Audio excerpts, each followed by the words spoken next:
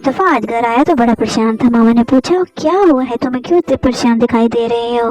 तो मुस्तफ़ा रोने लगा, बोला अल्लाह ने हमें क्यों गरीब पैदा किया है, मुझे नए जूते लेकर दे, मेरे जूते घिस चुके हैं और बच्चे मेरा मजाक उड़ाते हैं। उसकी मामा ने उसके बाबा को बताया। बाबा ने अल्लाह के आगे फरियाद की, ऐ अल्लाह तबारक तआला, या तो मुझे इतना अमीर कर दे कि बच्चों की हर जरूरत पूरी कर सकूं, या फिर मेरे बच्चे मुस्तफ़ा के दिल में शुक्रगुजारी डाल दे। अगले दिन जब मुस्तफ़ा स्कूल गया तो रास्ते में उसने देखा कि एक बच्चा व्हील चेयर पर बैठा था। उसके पास जूते डालने के लिए पाँव ही नहीं थे। एकदम उसके दिल में आया कि मैंने अल्लाह की कितनी नाशुक्री की और अपने माँ बाप को कितना तंग किया। हमें अपने से कमतर लोगों को देखना चाहिए ताकि हम शुक्रगुजार बने।